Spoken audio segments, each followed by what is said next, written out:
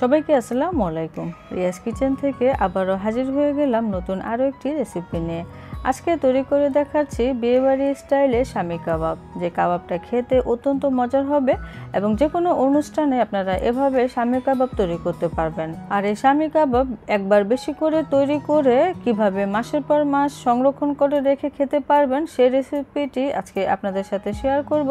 আশা করছি ভালো লাগবে। ভিডিওটি ভালো লাগলে লাইক দিতে ভুলে যাবেন না, চ্যানেলটিতে সাবস্ক্রাইব করে পাশেই থাকবেন। চলে এলাম পুরো রেসিপিতে।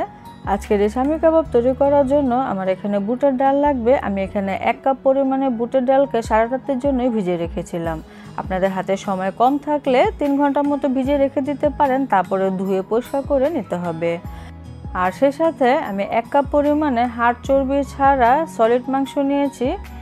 আর মাংসটা অবশ্যই এরকম একটু ছোট ছোট করে কেটে নিতে হবে। সেই সাথে এখানে 2-3টা কাঁচামরিচ দিলাম এবং একটা বড় সাইজের পেঁয়াজ কুচি দিলাম, 2 টেবিল চামচ আদা রসুন বাটা দিলাম এবং আধা চা চামচ দিয়ে দিলাম হলুদের গুঁড়া, 1 চা চামচ উঁচু করে মরিচের গুঁড়াই দিলাম, পরিমাণে কমিয়ে দিতে পারেন।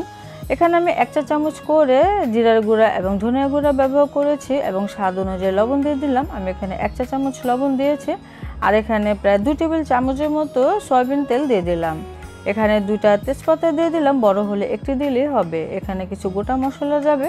এখানে আমি 2-3 টুকরা দারচিনি দিচ্ছি এবং দিয়ে দিচ্ছি 4-5টি লং।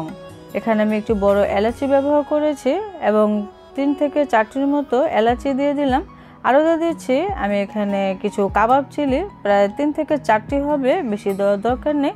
আর কাবাব চিলির পরে দিয়ে দিচ্ছি প্রায় 6-7টির মতো কালো গোলমরিচ। তারপরে এখানে পর্যাপ্ত পরিমাণে পানি দিতে হবে, যে পানিটা দিয়ে বুটের ডাল এবং মাংস খুব সুন্দরভাবে সেদ্ধ হয়ে যায়।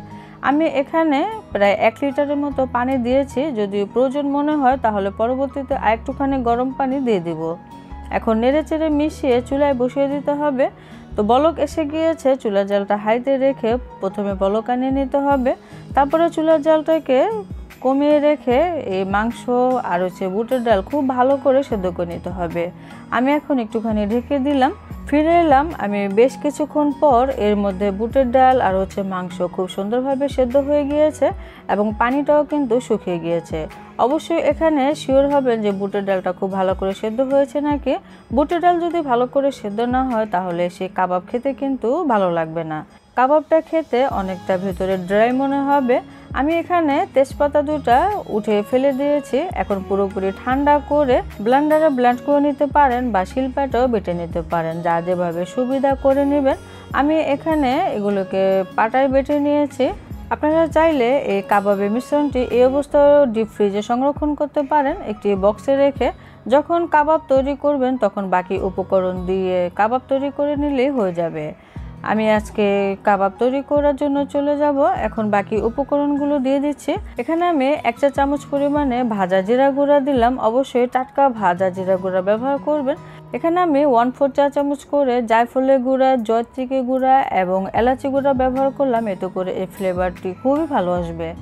এখানে আমি একটি ডিম দিলাম এবং 1 মুঠ পরিমাণে ধনিয়া পাতা কুচি এবং 1 মুঠ পরিমাণে পুদিনা পাতা কুচি ব্যবহার করলাম।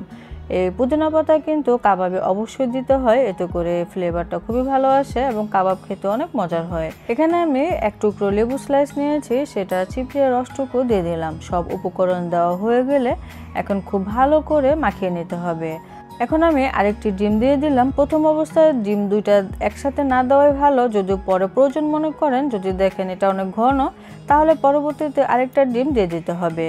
এখন খুব ভালো করে মাখিয়ে নিলাম। আমার এখানে কাঁচামরিচটা দেওয়া হয়নি। আমি এখানে প্রায় 3 থেকে 4টি কাঁচামরিচ কুচি করে দিয়েছি এবং সামান্য একটু লবণ দিয়ে দিলাম এবং আরেকটুখানি লেবুর রস দিয়ে দিচ্ছি।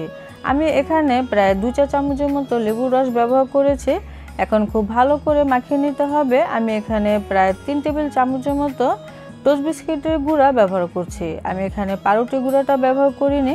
আপনারাও চেষ্টা করবেন এখানে টোস্ট বিস্কিটের গুঁড়াটাই দিতে, এতে করে কিন্তু কাবাব খেতেও মজা লাগে, আবার দেখতেও কিন্তু খুবই সুন্দর হয় এবং ভেঙে যায় না। এখন বলছি ফ্রোজেন পদ্ধতি, যেভাবে আপনারা ডিপ ফ্রিজে রেখে দিলে মাসের পর মাস রেখে খেতে পারবেন এবং এর টেস্টও চেঞ্জ হবে না। আমি কিছু পরিমাণে এই মাংস এবং ডালের উপকরণ নিয়ে নিলাম। তারপর এখানে 2 থেকে 3 টেবিল চামচের মতো হবে পেঁয়াজ বেরেস্তা দিয়ে খুব ভালো করে মাখিয়ে নিলাম। তো খুব ভালো করে যখন মাখানো হয়ে যাবে তখন হাতটা ধুয়ে হাতে সামান্য একটুখানি তেল লাগিয়ে নিলাম। তারপরে এই সামান্য কিছুটা কিমা নিয়ে এভাবে প্রথমে একটু গোল বলের মতো তৈরি করতে হবে। তারপরে এই 2 হাত দিয়ে একটুখানি এরকম হালকা একটু চাপ দিলেই দেখা যাবে সুন্দরভাবে শামী কাবাব হয়ে গেছে। এবং তারপরে সাইডটা একটুখানি এভাবে করে দিতে হবে যেন সাইডে ফেটে না যায়। তো আমার একটি শামী কাবাব কিন্তু রেডি হয়ে গিয়েছে। আর এভাবে করে বাকি শামী কাবাবগুলো তৈরি করে নিতে হবে। ছোট বড় নিজেদের ইচ্ছে মতো তৈরি করে নিতে পারবেন। ফ্রোজেন করা শামী কাবাবগুলো আমি তৈরি করে নিয়েছি। এখন এই প্লেটটা ধরে আমি ডিপ ফ্রিজে রেখে দেব। যখন দেখব এই শামী কাবাবগুলো শক্ত হয়ে গিয়েছে তখন এগুলোকে আমি একটি এয়ারটাইট বক্সে ভরে তারপরে আবারও ডিপ ফ্রিজে রেখে দেব। যখন ইচ্ছে প্রয়োজন মতো ভেজে নিলে হয়ে যাবে। এখন বাকি কাবাবগুলো আমি তৈরি করে নিচ্ছি। এখানে আমি 1 মুঠ পরিমাণে কাঁচা পেঁয়াজ দিলাম। পেঁয়াজ অবশ্যই একটু মিহি কুচি করে কেটে নেবেন। তারপরে খুব ভালো করে মাখিয়ে নিলাম। আপনারা চাইলে সবটুকু শামী কাবাবের মিশ্রণে পেঁয়াজ বেরেস্তা ব্যবহার করতে পারেন, তবে কাঁচা পেঁয়াজ দিয়েও কিন্তু এই কাবাবগুলো খেতে খুবই মজার হয়। আর বেরেস্তা দিয়ে যদি সংরক্ষণ করেন তাহলে অনেক দিন ভালো থাকে, এই কাবাবগুলো খেতে মন্দ লাগে না।